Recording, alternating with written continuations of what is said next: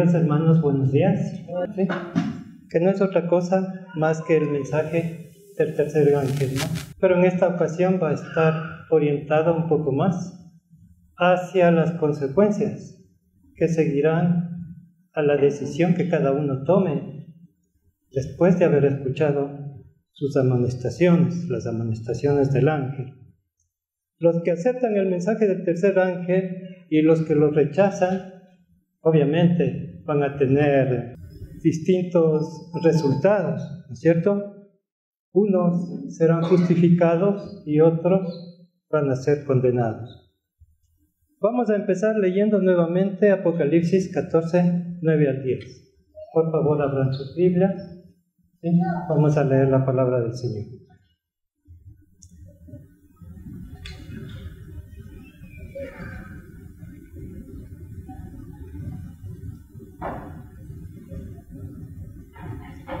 Apocalipsis 14, 9 y 10. Y el tercer ángel lo siguió diciendo a gran voz: si alguno adora a la bestia y a su imagen, y recibe de la marca en su frente o en su mano, él también beberá del vino de la ira de Dios, que ha sido vaciado puro en el cáliz de su ira, y será atormentado con fuego y azufre delante de los santos ángeles y del Cordero. Aquí vemos, hermanos, al tercer ángel proclamar un mensaje admonitivo, ¿verdad? Un mensaje de amonestación, un mensaje de advertencia en contra de todo aquel que adora a la bestia, ¿sí? Adora a la imagen de la bestia y recibe la marca en su frente o en su mano. Este mensaje en sí es una profecía, pero es una profecía que aún no se ha cumplido. Tendrá su cumplimiento cuando la bestia sane, ¿verdad?, de la herida mortal que le fuera causada en 1798. La profecía se va a cumplir cuando se forme completamente la imagen de la bestia, ¿no es cierto? Y cuando la marca de su autoridad llegue a ser un asunto de vital importancia. Una cita de Maranatha correspondiente al día 22 de julio nos dice lo siguiente. Por favor, la diapositiva número 1. La señal o sello de Dios se revela en la observancia del séptimo día, monumento recordativo de la creación por el Señor. La marca de la bestia es lo opuesto a esto, la observancia del primer día de la semana. De acuerdo con esta parte de la cita, la señal entre Dios y su pueblo se va a hacer evidente, se va a hacer visible, ¿no es cierto? ¿Sí? En la observancia del último día de la semana, esto es, en la observancia del día sábado. Mientras que la observancia del primer día de la semana, el domingo, se va a constituir en la marca de la bestia. Aún no es la marca de la bestia, ¿verdad? Como dice la hermana Elena. Se va a constituir a futuro en la marca de la bestia. Que quede muy claro eso, ¿verdad? El mandato de Éxodo 29 al 11 dice lo siguiente: 6 días trabajarás y harás toda tu obra, mas el séptimo día es reposo para Jehová tu Dios. No hagas en él obra alguna, tú, ni tu hijo, ni tu hija, ni tu siervo, ni tu criada, ni tu bestia, ni tu extranjero que habita dentro de tus puertas. Porque en 6 días hizo Jehová los cielos y la tierra, el mar y todas las cosas que en ellos hay. Y reposó en el séptimo día. Jehová bendijo el día de reposo y lo santificó. Esto reza, ¿no es cierto?, el mandato de Éxodo 29 al 11. 6 días, nos dice el Señor, son de trabajo, ¿sí?, incluido el día domingo. El día domingo también es un día de trabajo, no es un día de reposo. Mas el séptimo día, el sábado, es reposo a Jehová. No debemos hacer obra alguna en él, porque Dios, nuestro Creador, el Creador de todas las cosas que existen, reposó en este día, lo bendijo y lo apartó para el hombre, como un día de adoración y gratitud por habernos creado. Continuando con la cita de Maranatha, leemos lo siguiente. Pero cuando se promulgue el decreto que ponga en vigor el falso día de reposo y el fuerte clamor del tercer ángel amoneste a los hombres contra la adoración de la bestia y su imagen, se trazará claramente la línea que separa lo falso de lo verdadero. Entonces, los que continúen en transgresión recibirán la marca de la bestia. El día domingo se va a transformar en la marca de la bestia cuando, ¿no es cierto?, se promulgue el decreto dominical bajo pena de muerte, ¿sí? Y a la vez el fuerte clamor del tercer ángel sea dado al mundo. Entonces, sí, el primer día de la semana, los que observan el primer día de la semana, sí, recibirán la marca de la bestia. Aquí se afirma que nadie ha recibido aún la marca de la bestia. Eso significa que la observancia del domingo aún no constituye la marca de la bestia. Hay muchos católicos, evangélicos, la mayoría, ¿no es cierto?, que adoran en domingo, pero aún no están marcados por la bestia, podríamos decirlo de esa manera. Pero cuando el decreto dominical sea promulgado bajo pena de muerte y el fuerte clamor del tercer ángel amoneste a los hombres en contra de su observancia, solo entonces, nos dice la cita, los que continúen infringiendo el cuarto mandamiento recibirán la marca de la bestia. Los tiempos del cumplimiento de esta profecía, cuando la bestia empieza a imponer su marca, serán tiempos difíciles, ¿verdad? Serán tiempos de prueba. Satanás, a través de sus instrumentos, la bestia y la imagen de la bestia, va a utilizar todo el poder que esté a su alcance para destruir, al pueblo que no acata su autoridad, al pueblo que hace del día domingo un día común de trabajo y que enseña a los demás a que hagan lo mismo. Este corto periodo de tiempo que dura la proclamación de este mensaje en contra de la adoración de la bestia y su imagen es conocido como el pequeño tiempo de angustia y se da justo un poquito antes de que termine el periodo de gracia o de que Cristo haya concluido su labor en el lugar santísimo. Un tiempo en el que todo aquel que se ponga de parte de Dios va a necesitar de un poder mayor al que posee Satanás para poder permanecer en pie. En otras palabras, va a necesitar el poder de Dios. De lo contrario, no podrá, ¿no es cierto?, vencer ni seguir adherido al mensaje del tercer ángel. En Eventos de los Últimos Días, la página 147, la hermana Elena nos informa: en la tierra, poco antes del fin del tiempo de gracia, se formará una imagen de la bestia, se promulgarán leyes dominicales a escala mundial que terminarán en decretos de muerte y la recepción de la marca de la bestia. Este periodo de tiempo es conocido como el pequeño tiempo de angustia.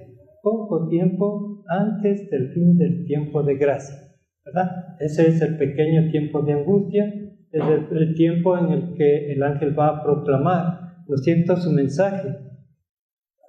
Actualmente, la mayor parte de la cristiandad, incluidas las iglesias protestantes,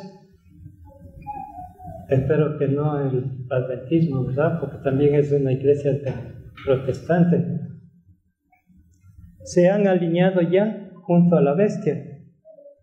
Han hecho del primer día de la semana un día de adoración, lo cual, aunque es una infracción de la ley, todavía no constituye la marca de la bestia, como ya lo hemos dicho.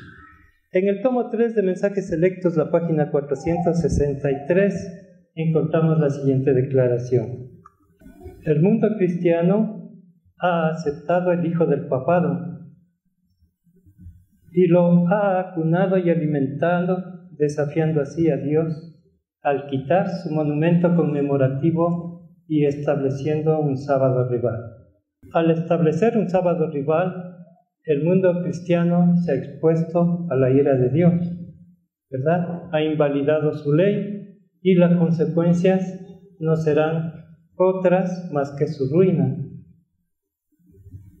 El ángel lo advierte muy claro cuando dice que todo aquel que adora a la bestia y a su imagen beberá del vino de la ira de Dios. En la Biblia encontramos muchos ejemplos de lo que significa beber la ira de Dios, ¿verdad? En el mundo antediluviano, cuando el pensamiento de los hombres era de continuo solamente el mal, el Señor envió el diluvio y lo destruyó absolutamente todo, excepto lo que se hallaba dentro del arca, además de Noé y su familia. Solo 8 personas fueron salvas de los millones que llegaron a poblar en ese entonces la tierra. Cuando Sodoma y Gomorra cayó de la gracia del Señor, a causa de su inmoralidad, fueron reducidas a cenizas. Solo quedaron vivos Lot y sus 2 hijos, sus 2 hijas, y aún su esposa pudo salvarse a causa de su anhelo por el mundo que se estaba destruyendo, ¿verdad? Cuando Belsasar, rey de Babilonia, tomó las vasijas sagradas del templo de Dios para servir vino allí a 1000 de sus príncipes, sus mujeres y concubinas, en un acto de adoración, pero en un acto de adoración lasciva, ¿sí?, a sus dioses paganos, fue muerta esa misma noche. Y los medo-persas tomaron su reino. En la actualidad Babilonia solo es un montón de ruinas, ¿verdad? Podemos recordar también lo que le ocurrió con la iglesia judía cuando ésta se unió con el poder romano para lograr sus fines. Fue destruida por sus mismos aliados en el año 70 y no quedó de ella piedra sobre piedra, como dijo la profecía del Señor Jesús, ¿no es cierto? La iglesia judía era a la vez iglesia y Estado, de manera que al ser destruida, la lección quedó desplegada tanto para la iglesia como para las naciones. En la actualidad, a la apóstata iglesia romana, que prácticamente ha logrado tomar el poder civil, ¿cierto?, para así reunir a las naciones bajo su influencia, a esta iglesia que ha caído tan bajo en su inmoralidad, y que se felicita a sí mismo diciendo: estoy sentada como reina, no soy viuda y no veré llanto. ¿Sí? Le espera lo mismo que le sucedió a la nación judía cuando volvió la espalda a Dios. Y ya nos encontramos, hermanos, en la precipitación violenta de los hechos, en la vorágine de los eventos, en el caos y en el desorden. Por todas partes hay crisis, hay muerte, hay guerras, hay enfermedades, hay hambre, etcétera, ¿no es cierto? Ya es el tiempo del cumplimiento de esta profecía. Esta iglesia apóstata y su imagen serán los instrumentos que Satanás utilizará para perseguir al pueblo que se atreva a denunciar sus engaños e inmoralidad. Cuando Cristo estuvo en la tierra, Satanás utilizó un instrumento. ¿Cuál? Para perseguir a la iglesia. El dragón, la Roma pagana. Y cuando la iglesia estuvo en el desierto, ¿sí?, los 1260 años, utilizó a la bestia, ¿no es cierto?, de Apocalipsis 13, la Roma papal. En el tiempo del fin hará su obra en contra del pueblo remanente a través de la imagen de la bestia, el protestantismo apóstata o el falso o el falso profeta. Así, hermanos, el dragón, la bestia y el falso profeta son los 3 instrumentos utilizados por Satanás para hacer guerra contra el pueblo de Dios, desde el nacimiento de Cristo hasta el fin del mundo. Todo aquel que decida ser fiel a Dios tendrá que ser fiel en contra de estos 3 agentes que van a desplegar todo su poder para destruirlo. El que se adhiera al mensaje del tercer ángel deberá mantenerse leal sin esperar ninguna consideración o protección de los hombres.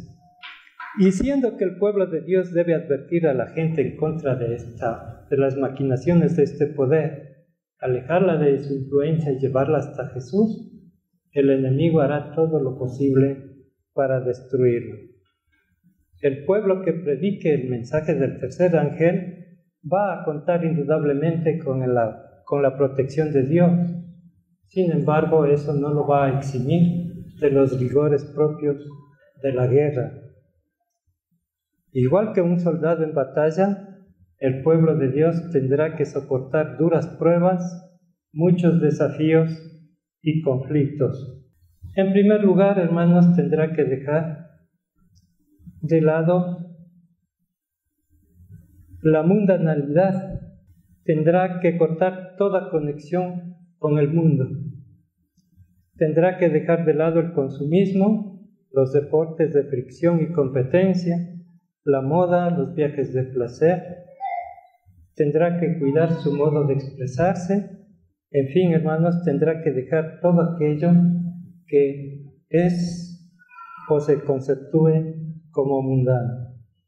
Porque si no puede mantener dignamente su profesión de adventista, si aún posee un espíritu y una disposición mundanos, aunque sea el espesor de un cabello, las palabras no tendrán la fuerza necesaria para pedir a la gente que se separe totalmente del mundo. En segundo lugar, quienes se atengan a la ley de Dios no van a ser tenidos en alta estima por mucho tiempo. No van a ser apreciados, loados, ni cortejados. Al contrario, una cita de la hermana Elena que lo encontramos en Joyas de los Testimonios, el volumen 2, la página 152, nos dice: mientras los hombres están durmiendo, Satanás arregla activamente los asuntos de tal manera que el pueblo de Dios no obtenga ni misericordia ni justicia. ¿Cómo podrá alguien permanecer fiel al mensaje del tercer ángel si se acostumbró a los halagos de la gente, si le preocupa el que dirán de los demás, si tiene en alta estima su reputación y además es dependiente de ella? En esas condiciones no podrá ser fiel al mensaje. Jesús, nuestro ejemplo, menospreció el oprobio y se despojó de su reputación. En Hebreos 12:2 leemos lo siguiente. Hebreos 12, capítulo 12, versículo 2. La palabra del Señor nos dice: puestos los ojos en Jesús, el autor y consumador de la fe, el cual por el gozo puesto delante de él, sufrió la cruz menospreciando la vergüenza y se sentó a la diestra del trono de Dios. La pérdida de la reputación no debería ser causa de tristeza para nadie, porque Dios tiene preparado para aquellos algo mejor que una simple reputación. Él tiene preparado el carácter de Jesús. El pueblo que haya de dar el mensaje del tercer ángel lo habrá de dar considerando exclusivamente el carácter. Toda consideración relativa a la reputación no será aceptada, Dios, porque la simple reputación no va a salvar a nadie.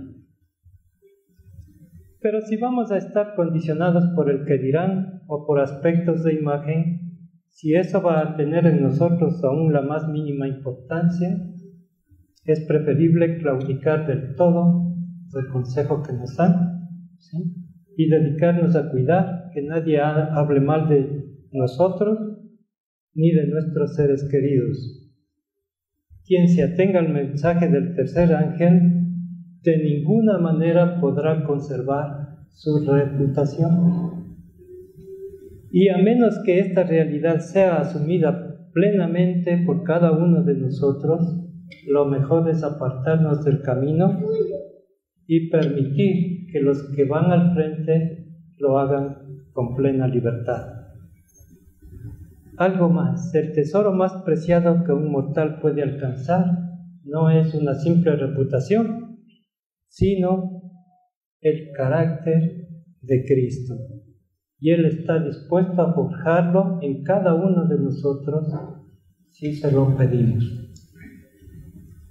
De esa manera, solo de esa manera, aunque Satanás con todo su poder logre atribuirnos la peor de las reputaciones, podremos seguir firmes en pro del mensaje angélico.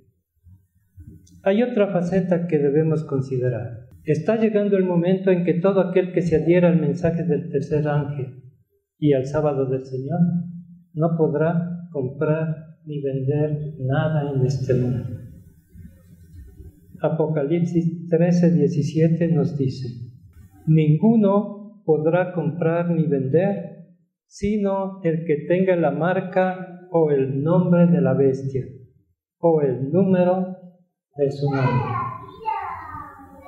Por lo tanto, hermanos, si nos vamos a plantear cuánta riqueza voy a alcanzar o cómo va a irme en este o aquel negocio, si voy a dar importancia a las pérdidas o ganancias por mi fidelidad al día sábado, si voy a dejar que estas cuestiones entren en mis cálculos, es mejor que me detenga y me entregue del todo a cuidar mis intereses.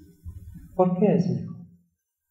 Se estarán preguntando, más adelante voy a explicar aquello. Para quien se alista a proclamar el mensaje del tercer ángel, nada de esto debe tener la más mínima importancia, porque al final todo será destruido.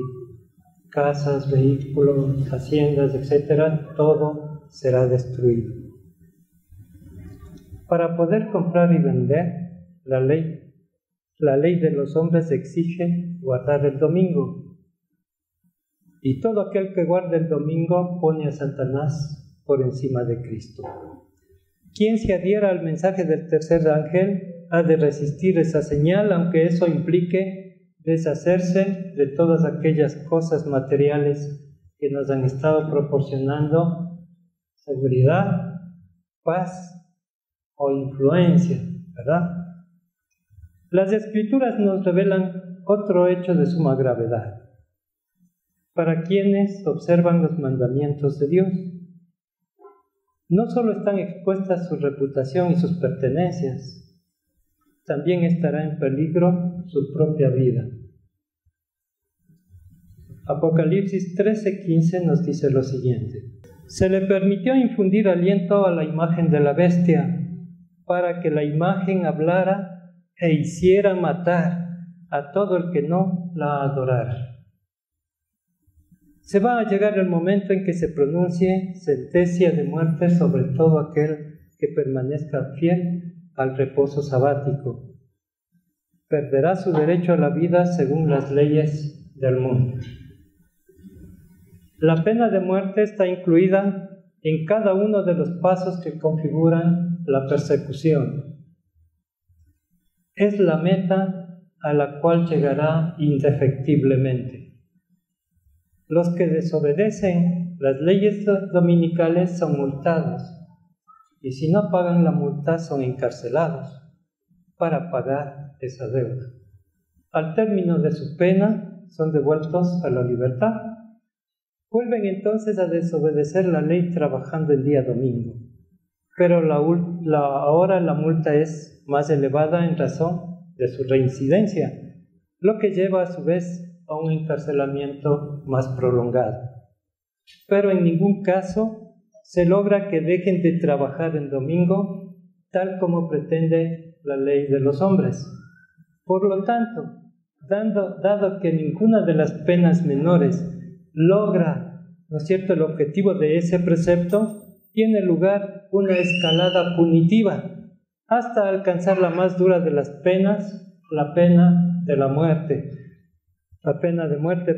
Por consiguiente, la pena de muerte está implícita en toda ley dominical, tan cierto como que toda ley ha de ser cumplida y aplicada. La multa impuesta que no quiere pagar o no puede satisfacer expone a la persona a la severidad de esa ley. Y la ineficacia de las sanciones menores sugieren el recurso de la pena capital. Quienes permanezcan fieles al mensaje del tercer ángel, fieles a la ley de Dios, fieles al sábado, habrán de ser fieles contando con el riesgo de perder su vida o la de sus seres amados. Si la conservación de mi vida va a debilitar mi compromiso con el mensaje del tercer ángel, es mejor apartarnos antes que convertirnos en piedras de tropiezo. ¿Verdad? Por eso es mejor apartarnos, porque si nos convertimos en piedras de tropiezo, nuestra responsabilidad ante Dios va a ser mayor. ¿Sí? En resumen, hermanos, cuando sea negado el apoyo y la protección del mundo, cuando la reputación sea destruida, cuando se haya perdido toda propiedad o medio de subsistencia, e incluso cuando la propia vida resulte amenazada, ¿qué nos queda del mundo? Nada.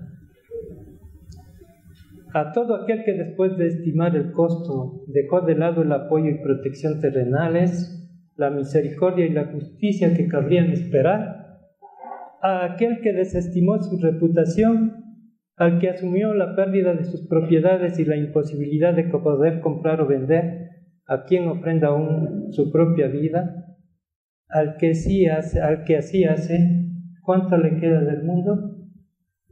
Nada. ¿Verdad? No le quedan ni halagos, ni protección, ni propiedades, ni nada. Del mundo no le queda absolutamente nada. La palabra de Dios nos pone en esta mañana una vez más cara a cara con estas cuestiones. Y no solo que nos pone cara a cara, sino también demanda una decisión de nuestra parte. El tiempo es aún oportuno para pensar y recapacitar seriamente sobre lo que significa ser verdaderamente un adventista del séptimo día. Y luego tomar una decisión. Quedarnos, continuar o alejarnos. Si bien es cierto que el pueblo remanente será aborrecido y odiado por el mundo, también es cierto que no estará solo. Aquí viene la palabra del Señor, ¿no es cierto?, en nuestro auxilio. Hay una maravillosa promesa para cada uno de nosotros, para quien decida seguir fiel al Señor. Vamos a leer de Hijos e Hijas de Dios, es la matutina, el capítulo Sed fuertes, Dios nos acompaña. Vamos a abrir nuestras Biblias en Ageo 2, versículo 4, por favor. La palabra del Señor nos dice, Ageo capítulo 2, versículo 4. Cobrad ánimo, nos dice el Señor, pueblo todo de la tierra, y trabajad, porque yo estoy con vosotros, dice Jehová de los ejércitos. No estamos solos, ¿verdad? Nuestro Señor está en conocimiento del conflicto de su pueblo en estos últimos días, con los instrumentos satánicos combinados con los hombres malignos que desprecian y rechazan esta gran salvación. Con la mayor sencillez y candor, nuestro Salvador, el poderoso general de los ejércitos del cielo, no oculta el terrible conflicto que tendrán que experimentar. Señala los peligros, revela los planes de batalla y pone de manifiesto la obra dura y pesada que debe realizarse, y entonces eleva su voz antes de entrar en el conflicto para que contemos el costo, como lo estamos haciendo ahora, mientras que al mismo tiempo anima a todos a tomar las armas de su panoplia y espera que la hueste celestial ordene los ejércitos para combatir en defensa de la verdad y la justicia. ¿Saben qué es una panoplia? La panoplia generalmente se observaba en los castillos de la Edad Media. Es una tabla en forma de escudo donde se guardaban las espadas. Por eso aquí nos dice, ¿no es cierto?, que señala los peligros, revela los planes de batalla y pone de manifiesto la obra dura y pesada que debe realizarse. Y entonces eleva su voz antes de entrar en el conflicto para que contemos el costo, mientras que al mismo tiempo anima a todos a tomar las armas de su panoplia. ¿Sí? Así se guardaban espadas en la panoplia. O sea, nos invita a que tomemos la espada, ¿verdad?, que es las Sagradas Escrituras, y espera que la hueste celestial ordene los ejércitos para combatir en defensa de la verdad y la justicia. La debilidad del hombre encontrará fortaleza y ayuda sobrenatural en cada conflicto duro para hacer las obras de la omnipotencia, y perseverancia en la fe y perfecta confianza en Dios que le aseguran el éxito. Mientras la confederación del mal se apresta contra ellos, Dios los insta a ser valientes y fuertes y a luchar con valor, porque tienen un cielo que ganar y tienen más de un ángel en sus filas. Y el poderoso general de los ejércitos reduce las huestes del cielo. Conduce las huestes del cielo. La fe es el poder viviente que derriba toda barrera, arrasa todo obstáculo y planta el estandarte en el corazón del campamento enemigo. Todo esto, queridos hermanos, se trata de la protección del Todopoderoso traída en nuestro favor. Y como dice el apóstol San Pablo en Romanos 8:31, ¿qué pues diremos a esto? Si Dios por nosotros, ¿quién contra nosotros, verdad? Hasta aquí la meditación de esta mañana. Que el Señor los bendiga abundantemente. Amén.